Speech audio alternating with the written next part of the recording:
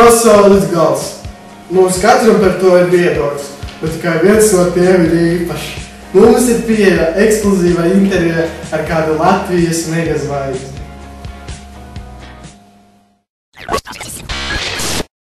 Tagad atkal stāvoklī s***īšu tev to kino kameru visu.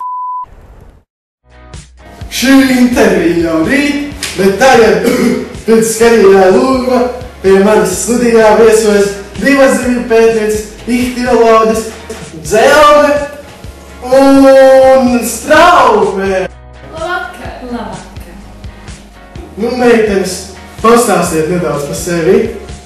Nu, es esmu zooloģijas apakšnozares, ihtioloģijas pārstāve, un es pētu visu, kas ir saistīts ar zivīm.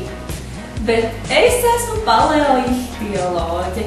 Tas nozīmē, ka es pētu visas zivis, kas jau ir izmirušas.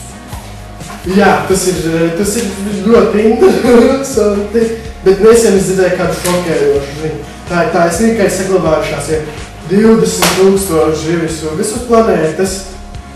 Diemžēl, jā. Nu, labi, kas tā, bet pastāstiet nedaudz par savu aizraušanos. Nu, zivis ir ļoti interesanti radījumi. Tās tāpat kā mēs primāti piedar pie hordāņu tipa, žokļaņu nodalījumu. Mēs neesam tik tālu radnieki tad jau. Nu tā gluži gan nav. Zivju uzbūve ir pielāgota dzīvē ūdenī. Tās elpo ar žaunām, un tās ir augstziņu dzīvnieki. Ķermenis vairumam zivju ir klāts ar zīņām. Tām pat ir īsti zobi un plūtiņas forma. Turklāt, lokot vidukli un asti, zivis virzās uz priekšu. Savukārt, kustinot krūšu un vēderspuru, tās ienirst ūdenī, veic pagriezienus un tur līdzsvaru. Ir pierādīts, ka zivis spēj izdot skaņas, kuras cilvēks bez speciālām ierīcēm gan nevar dzirdēt. Es te tās skatos, man ir rakstīts, ka pa klasēm izšķir skrīmšu zivis un kaulzivis. Ko tas nozīmē?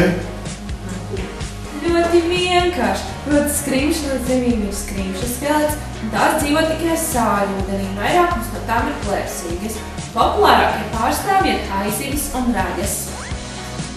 Taču kaulzivīm ir kaula skelets, un vairākumam arī kaulas vīņas.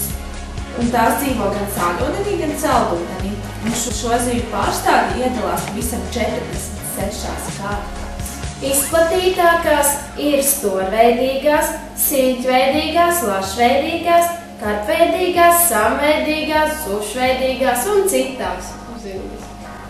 Un kā tad zivīm ir ar to vairošanos? Nu nekā tev interesanti tomēr tur nav. Tās vairojas ūdenī un vairums nērš ikrus. Apaugļošanās tām ir ārēji, bet ir arī dzīvdzemdētājs. Turklāt zivju vairošanos sauc par nāšu, un lielākā daļa zivju ir šķirdziņumi. Un kā tad pie mums šeit Latvijā ar to zivju izplatību? Latvijā ir apmēram 70 zivju sugu. No tām 30 dzīvo saldūdenī un apmēram tikpat daudz dzīvo arī jūrā. 14 no Latvijā sastopamajām zivju sugām ir caur- un puscaurceļotāju sugas. Un sastopamākās ir līdaka, rauga, lasis, karpa, karusa, asaris, līnis un vēl vairākas mazāk vai vairāk izplatītas sugas. Nu, meitenes, man jums būs jāsaka lielais paldies. Nu, aplausus studijā.